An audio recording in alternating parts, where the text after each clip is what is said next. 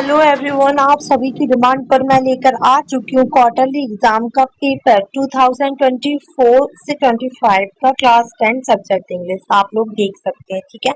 तो section first में आपको क्या दिया हुआ है, और लाइक ऑलवेज आपको रीडिंग दी गई है। एक पैसेज केयरफुली होके पढ़ना है और फिर उसके आंसर देने। शायद मैंने आपको इससे पहले भी पेपर सॉल्व करने का तरीका बताया हुआ है, लेकिन क्वार्टरली एग्जाम के पेपर का बहुत सारे बच्चे ने कमेंट किया था कि मैम प्लीज क्वार्टरली एग्जाम जो हो चुका है उसका प्लीज सॉल्विंग पेपर डाल दीजिए। सो दैट्स व्हाई मैं ये वीडियो बना रही हूँ आप सभी के लिए। तो सबसे रिक्वेस्ट है कि फटाफट वीडियो को शेयर करिएगा। अगर आप नए हैं चैनल पर तो प्लीज चैनल को सब्सक्राइब करिए, because it is very important for you guys, ठीक है। Let's begin the class. Mary was a blind girl. She was blind at the birth. The doctor during those days had been unable to do anything to correct the situation. Her parents were sad. They were not able to do anything. Guys, I think ये passage मैं आपको पहले भी करवा चुकी हूँ। तो इसमें बताया गया है कि मैरी एक बहुत मतलब अंधी लड़की, बहुत बेचारी सी है और वो उसकी जन्म से ही अंधी है। डॉक्टर ने बताया था कि अब वो कुछ भी नहीं कर सकते हैं इस सिचुएशन को सही करने के लिए। उसके पेरेंट्स बहुत ज्यादा सैड थे guys. They were not able to do anything. वो कुछ भी मतलब कुछ कुछ भी करने में असमर्थ थे उस समय। After years of training to live in a dark world, और कई साल अंधकार में रहने की ट्रेनिंग लेने के बाद, मैनी मैनी नहीं है, ये मैरी है, लेकिन इसमें मिसप्रिंट हुआ है गाइस। क्या बोला गया है कि Mary got a job and move into her own flat. Guys, इतने सालों की ट्रेनिंग के बाद उसे एक जॉब मिल गई और वो अपने खुद के फ्लैट में शिफ्ट हो गई। आफ्टर सम इयर्स, और कुछ सालों के बाद, the doctor told her that a new technique had been found. और कुछ सालों के बाद डॉक्टर ने बताया उसे कि हमने एक नई तकनीक मतलब मिली है हमें। शायद this technique could restore her site. और उनको ऐसा लगता है कि शायद ये टेक्निक काम कर जाए और उसकी आंखें जो है पारदर्शी हो जाए, मतलब वो देख सके। Mary was very happy but she had never seen the world before. She had established a life for herself in a world without sight, and thought of changing this lifestyle was pretending. She was more pretending of seeing than of not. So guys, इसमें बोला गया है कि वो Mary बहुत खुश थी, लेकिन उसने कभी नहीं सोचा था कि वो मतलब पहले उसने कभी वर्ल्ड को देखा नहीं था, कभी वो नहीं किया था। और वो चाहती थी, उसने अपना जो डार्क जो था, अंधकार में ही रहना सीख लिया था, एस्टेब्ल्ड स्थापित कर लिया था वही जिंदगी को उसके लिए, कि वो अब किसी को नहीं देख सकती है। और वो नहीं चाहती थी कि शायद उसकी लाइफ स्टाइल चेंज हो। वो लाइफ स्टाइल को चेंज करने से मतलब बहुत ज्यादा डर रही थी, बहुत घबरा रही थी, क्योंकि उसे सबसे ज्यादा डर था, उसे ना देखने का डर नहीं, उसे देखने का ज्यादा डर था। तो चलिए आगे देखते हैं इसके क्वेश्चन आंसर। देखिए, मैंने तो टाइम है इसलिए मैंने समझा दिया, क्योंकि अगर अगले कभी आपको हो सकता है कि बोर्ड के पेपर में ये आ जाए, तो मैंने सोचा कि इसको समझा देती हूँ, बाकी क्वेश्चन आंसर कर लो आप लोग। तो बहुत सिंपल पैसेज है, तो आई होप कि आप समझ चुके होंगे। One who can not see is called, जो देख नहीं सकता गाइस उसे क्या कहते हैं? डम्ब, डीफ, या फिर हैंडीकैप्ड, या फिर ब्लाइंड। तो राइट आंसर है blind. According the passage, Mary's inability to see was present from birth। मतलब वो नहीं देख पा रही थी, इनएबल थी देखने में। तो ये उसका बेचारी मतलब अ, जन्म से ही था। तो ये आप कह सकते हैं कि उसका जन्म का तौफीक ही था कि वो ऐसी ही थी। मैरी कैसी थी गाइस? आ ब्लाइंड गर्ल। यहाँ पर मैनी लिखा है, बार बार मिस प्रिंट हुआ है लग रहा है। What is the synonym of correct? Synonym क्या होता है भाई? करेक्ट का सिनोनिम क्या होगा बताइए? करेक्ट का सिनोनिम क्या होगा? इनकरेक्ट। इनकरेक्ट तो इसका अपोजिट हो जाएगा। Done, tried. बताइए आप लोग, बताइए क्या हो सकता है, बताइए प्लीज। मुझे कमेंट सेक्शन में इसका आंसर अटैच करिएगा, प्लीज प्लीज प्लीज, फिर तो मैं पिन करूंगी इसका answer. What is the noun form of think? आपको बताना है कि थिंक की नाउन फॉर्म क्या है। थिंक, थॉट, या फिर थॉटफुल, या फिर आइडिया। तो बताइए क्या हो सकता है इसका राइट आंसर? थिंग की नाउन को। इसका राइट आंसर इसमें ये लगा है, लेकिन मे बी आप मुझे कमेंट सेक्शन में बताइए कि इसका राइट आंसर और क्या हो सकता है, बिकॉज ये इनकरेक्ट। क्या दिया हुआ है guys, read the passage and answer the questions. आपको क्या करना है, फिर से इसको रीड करना है और आपको आंसर देना है।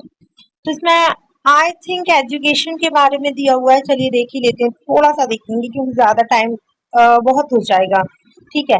इन 1776 BC the first Olympic games were held at the foot of mountain Olympus to who noun the Greek of chief gorgeous. Yes, मैंने ये पढ़ाया हुआ है गाइस, मैं आपको लिंक डिस्क्रिप्शन में अटैच कर दूंगी। ये पैसेज मैंने पढ़ाया हुआ है आप सभी को, ठीक है। तो देखिए, सबसे पहले बोला गया है कि when did the first Olympic Games held, कब हुआ था, तो 1776 BC में, ओके। और सेकंड क्वेश्चन है कि आपका हु वाज ग्रीक रोड, तो आपको बताना है, इसका तो राइट आंसर जीएस है। उसमें इतना तो अपन ने पढ़ ही लिया है, क्या दो का आंसर दे ही दे, है ना, इतना तो पढ़ लिया है। What was the name given to the games, Olympias, Zeus, Greek या फिर ओलंपियड्स, तो इसका राइट आंसर यही होगा। यहाँ पर लास्ट में तो नहीं गाइज, आपको बीच में इसका नाम मिल जाएगा। जब आप पढ़ेंगे ना तो आपको अपने आप नाम समझ में आ जाएगा। कब, देखिए मैं बताती हूँ, लास्ट लाइन में ये देखिए, ठीक है। तो इसका नाम ओलंपियड्स है, ओके। और what is the opposite word of, पता है क्या, ये हॉनर है। अब यहाँ पर ये पहले जो दिया था वो मिस प्रिंट था, ये एक्चुअल में ऑनर है और इसका डिसऑनर राइट आंसर होगा। उधर पे ना सिर्फ NOR लिखा था, इस वजह से मेरे को लगा पता नहीं क्या हो सकता है। Why were the Greek in, section B दिया हुआ है राइटिंग का। Read the passage carefully and make notes on its, give us suitable title, there are two type of game. देखिए, यहाँ पर आपको नोट्स बनाने हैं और उसमें टाइटल बताना है। तो पहले तो सबसे पहली चीज तो यहाँ पर दिया हुआ है क्या, कि यहीं से दे दिया गया है शायद, they are two type of game, indoor game and outdoor game. Indoor game are played inside the house and the example of the games are, तो गाइस मैं आपको बहुत अच्छी तरीका बताती हूँ इसको। इसका सबसे पहले तो टाइटल होगा गेम, और गेम की जस्ट साइड में दो बिंदु लगा के आपको लिखना है कि there are two type of game, ठीक है, बस इतना लिख देना बस। अब इसमें आप पॉइंट बना के लिख सकते हैं। फर्स्ट पॉइंट यही लिख सकते हैं, the indoor games are, indoor games are played inside the house. Second लिख सकते हैं जैसे कि आप पॉइंट में लिखे तो 1.1 लिख दीजिए कि the indoor games are played inside the house. Second लिख सकते हैं आप 1.2 में, the example of such a games are table tennis, chess, carrom, cards, etc। 1.3 में लिख सकते हैं the outdoor games are played outside the house, and 1.4 में लिख सकते हैं they are played into the playground. तो और इसके अलावा भी आप 2.2 करके 2.1 करके भी लिख सकते हैं, ओके। क्वेश्चन नंबर 4 देखिए, you are Hina Bairagi studying at a government higher secondary school Zarada. Write an application to your principal asking him to issue your school leaving certificate. So guys, TC का, स्कॉलरशिप का and इसके अलावा फुलफी conjunction का 3-in-1 application बना के दिया है आप सभी को, जाकर चेकआउट करिए और मैं इसके डिस्क्रिप्शन में लिंक अटैच करने वाली हूँ, ठीक है। इसके अथवा में दिया हुआ है क्या, कि write a letter to your friend congratulating him और her on birthday.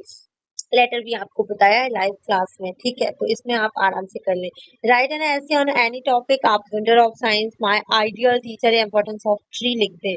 On the basic of our picture right a short story in about 74 and give us YouTube title. तो ये तो बहुत आसान है, आई थिंक ये बताया भी हुआ होगा आपको, है ना। सेक्शन सी देखते हैं, मोस्ट इंपोर्टेंट और most simple. Work hard blank you will fail, तो आंसर क्या होगा, देखिए, वर्क हार्ड कठिन परिश्रम करो, नहीं तो क्या हो जाओगे, नहीं तो आप फेल हो जाओगे। तो गाइस, इसमें भले बट लिखा है लेकिन इसमें बट नहीं आएगा, इसका राइट आंसर होगा, और इसमें गलत मिसप्रिंट हुआ है, इसका राइट आंसर होगा और, कि वर्क हार्ड मतलब वर्क हार्ड करें अन्यथा फेल हो जाएंगे। सेकंड है ही always blank here, he always comes, इसका आंसर है second, he always always comes here, क्योंकि यहाँ ही लिखा है तो हमें एम एन में एच ए एस लगेगी। He has looked at me, इसका राइट आंसर एट होगा। फोर्थ का देखिए, I don't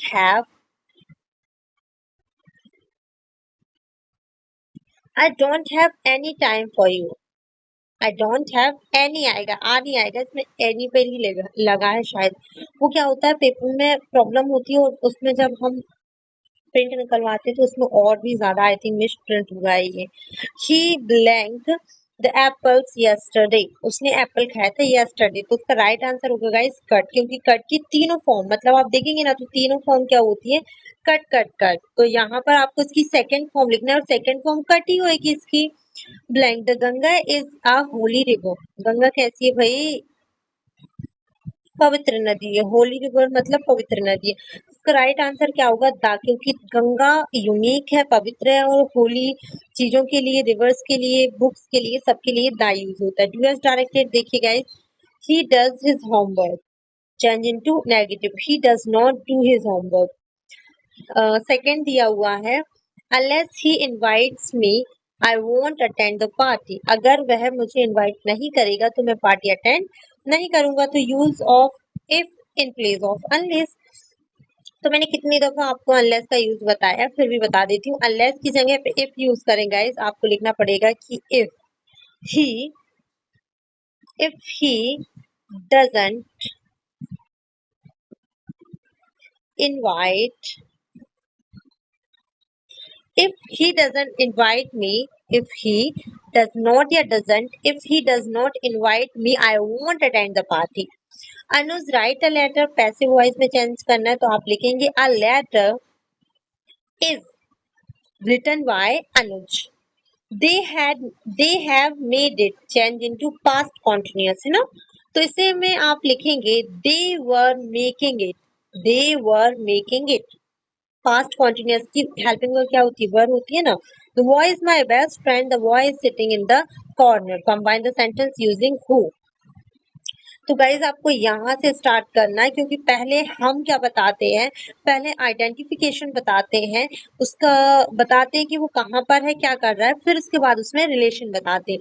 so the boy, अब द बॉय के बाद हु लिख दीजिएगा, the boy who is sitting in the corner is my best friend, फिर से सुनिएगा, the boy who is sitting in the corner is my best friend. She is too tired to work. Use of so that, right? इसमें सिर्फ आपको so that का use करना है, तो to की जगह पे so यूज करिए। She is so tired that she cannot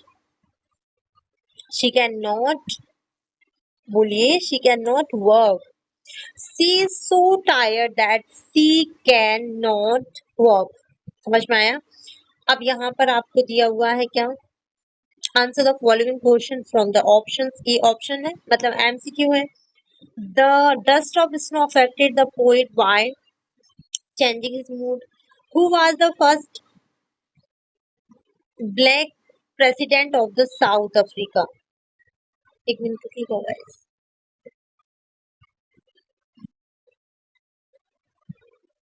who was the first black president of South Africa, तो नेल्सन मंडेला जी थे। अब थर्ड दिया हुआ है, how many pesos does Lencho ask from gold, तो उसने मांगे थे 100, मिले कितने थे 70, अकॉर्डिंग टू द अमांडा है, ये अनाडा नहीं है, Amanda, freedom is sweet, freedom कैसी है, स्वीट या पेनफुल। देखिए, read the following extract from the prose and answer the question given below, आपको पहले एक्सट्रैक्ट ध्यान से पढ़ना फिर इसके आंसर देना। The young seagull was alone and his ledge his two brother and sister had, तो उसके आंसर, क्वेश्चन आंसर करते हैं। लेसन अगर पढ़ना है तो चेकआउट कर लेना playlist. What happened when young seagull ran to brink of the ledge, he become afraid, इसका राइट आंसर यही है। जैसे ही वो अपने लेज से निकलता था, भागने की कोशिश करता था, उसे ऐसा लगता था कि मेरे पंख बहुत छोटे छोटे, मैं गिर जाऊंगा, तो इस वजह से वो बिकम अफ्रेड, और वह डर जाता था। Where did the young seagull sleep at night? जो यंग सिगल था वो कहाँ सोता था? Under the leaves. The opposite word for forward is, forward का अपोजिट वर्ड हमेशा पूछेंगे तो बैकवर्ड लिख कर आइएगा। Read the extract from poem and answer the question. तो इसमें from which poem have two above line been taken, तो ये तो हमेशा पूछेंगे आपसे। फायर एंड आइस में से लिया हुआ है, देखो नाम से ही पता चल गया है ना। या क्वेश्चन नंबर 2 है, फायर स्टैंड्स फॉर, फायर को किसके लिए मतलब बोला गया है, बताइए। हेट्रेट, ग्रीड या फिर एम्बिशन? तो इसका राइट आंसर है हेट्रेट, नफरत के लिए बताई गई है भाई। फेवर मीन्स क्या होता है? टू सपोर्ट, टू ओपोज या फिर टू रिटर्न। तो राइट आंसर है टू सपोर्ट। ठीक है गाइस, अब क्वेश्चन आंसर आप लोग स्क्रीनशॉट ले लें, कौन कौन से आप करके आए हैं। आई होप आप सब करके आए हो और पेपर अच्छा गया हो तो प्लीज मुझे कमेंट सेक्शन में बताइएगा कि पेपर अच्छा गया है मैम, नहीं गया है तो फिर भी बोलिएगा, पता तो चलना चाहिए किसका कैसा गया है ना। सो so guys, thank you so much for watching this class guys. Agar if you want to more about this channel, if you want to more videos from this channel, so please subscribe our channel and कुछ भी problem हो आप मुझसे share कर सकते हैं guys. Bye bye, take care, Radhe Krishna. आप लोगों की डिमांड पर वीडियो, तो जल्दी इस वीडियो को शेयर करें, जल्दी से जल्दी इस वीडियो पे बन के आपको व्यूज कंप्लीट करवाने हैं। ठीक है, bye bye, take care, thank you.